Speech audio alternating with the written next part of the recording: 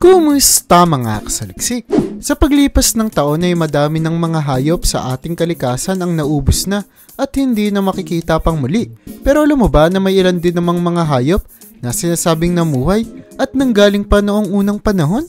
Kaya mula sa isa sa pinakamatandang lahi ng buwaya sa daigdig hanggang sa vampirang isda ay pag-usapan natin ang 10 sinaunang hayop na buhay pa din hanggang sa ngayon.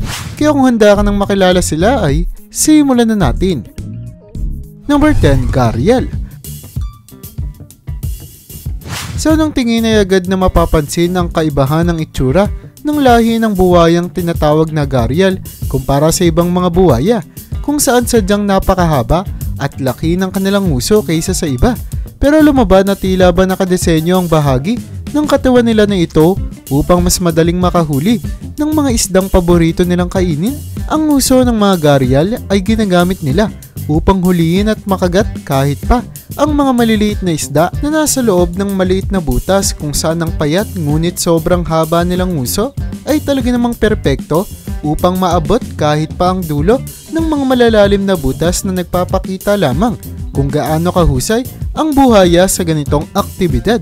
Dagdag pa na talagang nakatutulong ang kanilang mahabang nguso upang makahinga pa din sila ng hangin kahit na nasa ilalim ng tubig. Ay talaga namang dapat nating kamanghaan ang parte na ito ng mga Gharial.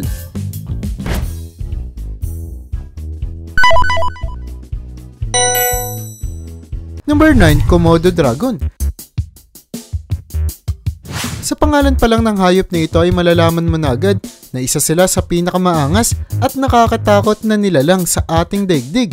Sa kadahilan ng kahit pa may sobrang laking pangangatawan, ang mga Komodo Dragon kung saan kaya nilang umabot sa 10 talampakan na haba at bigat na kayang umabot sa halos 200 kilo, ay kayang-kaya pa din nilang manghabol ng sobrang bilis, kung saan sinasabi na mas mabilis pa silang tumakbo kaysa sa mga tao. Kung kaya't sinasabi na halos walang hayop na tinangkang atakihin at kainin ng hayop na ito ang nakakatakas. Kagaya pa ng ibang mga reptile, ginagamit ng Komodo Dragon ang kanilang magkahiwalay na dila upang amuyin ang kanilang paligid, na ayon sa mga eksperto ay nakakatulong upang malaman ng hayop na ito kung nasaan ang mga hayop na pwede niyang hulihin at kainin.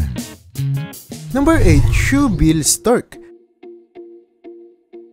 Alam mo ba na ang mga ninuno ng mga ibon sa kasalukuyang panahon ay ang mga sadyang kinatatakutan at kinamamanghaan nating mga dinosaur? Ang isa sa mga ibon na sinasabing kamukha daw ng mga dinosaur noong unang panahon ay ang mga Shoebill Stork, na maniwala ka man o sa hindi ay ang isa sa pinakamatandang uri ng ibon sa ating daigdig, kung saan madaming mga eksperto ang nagsasabi na mukhang nanggaling pa noong panahon ng dinosaur ang ibon na ito.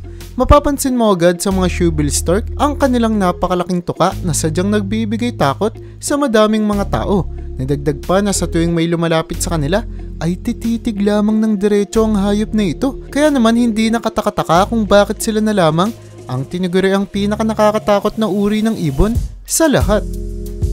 Number 7, Bactrian Camel. Sigurado akong pamilyar ka na sa uri ng hayop na ito na tinatawag na camels, pero alam mo ba na isa sila sa pinakamatandang uri ng nilalang na nabubuhay sa ating daigdig? Ang Bactrian Camel ay isang uri ng camel na sadyang naiiba sa lahat, kung saan kahit pa na mayroon din siyang 2 bukol sa kanyang likuran kagaya ng iba niyang mga kauri, ay mapapansin na mas maliit ngunit mas malaman sila, na sinasabing nagiging dahilan para mas maging mahusay silang transportasyon sa disyerto. Dulot na ang laki ng kanilang katawan ay nagdudulot para mas madaming mga bagahe ang kanilang madala at magkaroon sila ng mas madaming enerhiya na nakatutulong upang maglakbay sila kahit papapunta sa malalayong mga lugar.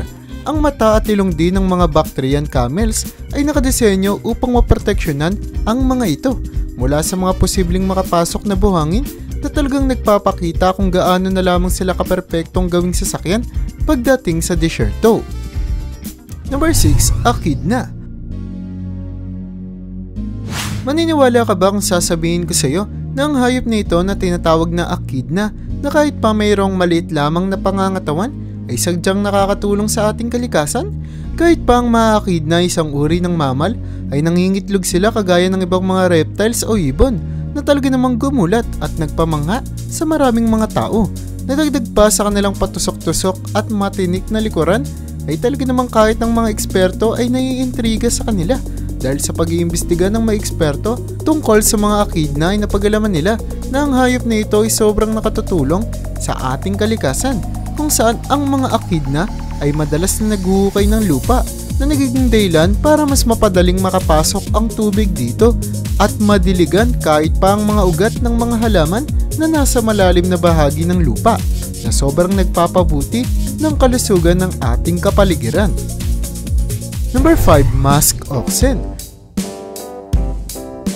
Maniniwala ka ba na ang mga hayop na kumakain lamang ng mga halaman o damo ay kayang umabot sa bigat na halos 500 kilo?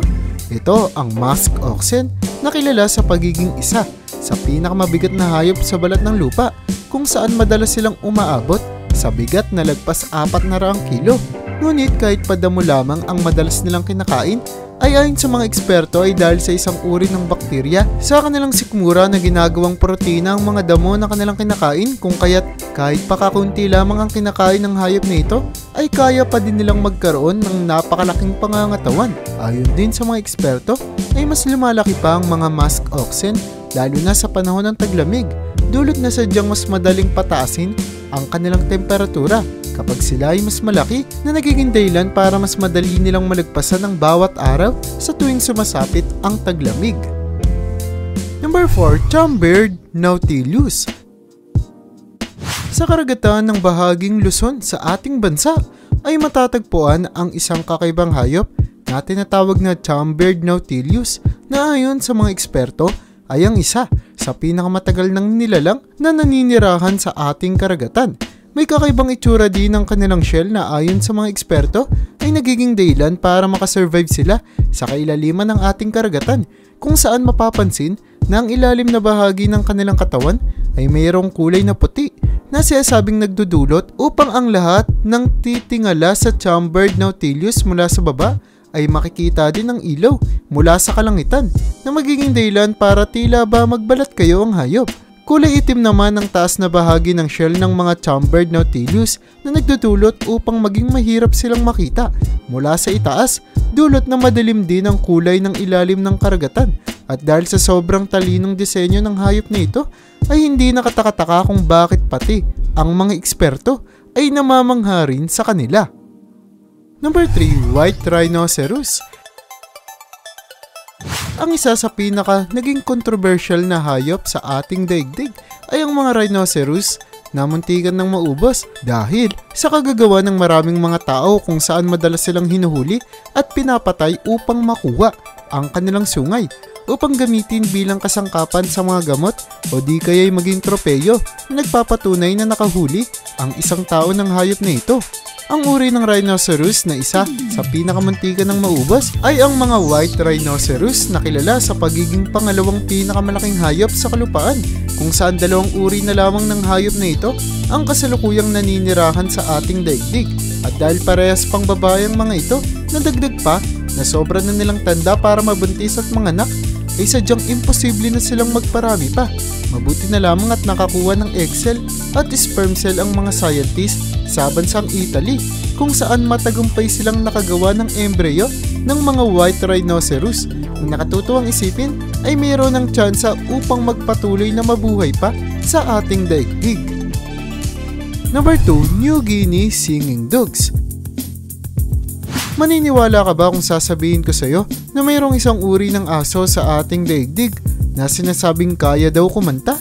Ito ay ang New Guinea Singing Dogs na sinasabing gumagawa daw ng tunog na parang pinaghalong alulong ng lobo at ingay ng balyena na naging dahilan para bigyan siya ng pangalan na tila ba kumakanta.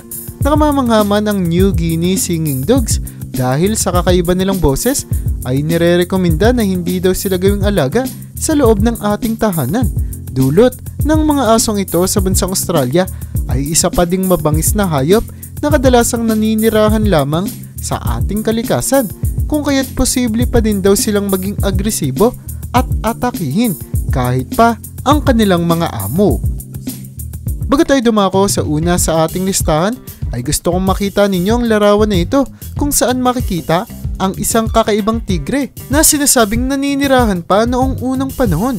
At ito nga ay ang saber-tooth tiger na naubos halos 12,000 taon na ang nakararaan, kung kaya talaga namang imposible na makitang buhay pa ito sa kasalukuyan.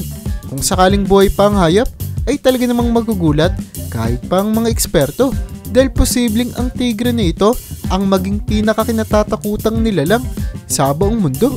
Ngunit dahil makikita sa retrato na sobrang liit lamang ng tigre sa loob ng kulungan ay sadyang hindi ito tugma sa natukoy na sukat ng mga saber-tooth tiger na nagpapakita lamang na pwedeng peke at hindi totoo ang larawan.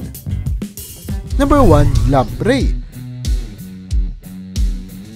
Kung makikita mo ang itsura ng mga hayop na lamprey ay sigurado akong agad kang matatakot at mandidiri sa kadila ng kahit na walang panga ay mayroong napakalaking bibig ang isda na ito na mukhang uod na sadyang napupuno ng mga ngipin na ayon sa mga eksperto ay ginagamit nila upang kumagat at makakapit sa mga isdang kanilang inaatake, na nagiging dahilan para madali nilang masipsip ang dugo ng mga ito ng tuloy-tuloy hanggang sa mamatay ang hayop. May mga kaso na din na umaatake ang mga lamprey sa mga taong lumalangoy malapit sa kanilang teritoryo, kung saan kahit pa hindi kaya ng hayop na itong makapatay ng mga tao ay kaya naman ng kagat nila na magdulot ng sobrang sakit na pakiramdam na posible pang pagmulan ng infeksyon na maaaring maging sanhi ng terribleng mga sakit na sigurado akong hindi gugustong maranasan ng kahit na sino sa atin. At yan ang bumubuo para sa listahan natin sa video na ito. Talaga namang napakadami pang iba't ibang nilalang ang naninirahan sa ating daigdig, kung saan maaaring ang iba dito ay tinatago na lang sa atin ng otoridad para hindi na natin mapinsala. Kaya para sa iyo, alin sa mga sinaunang hayop na ito ang pinakagumulat sa iyo?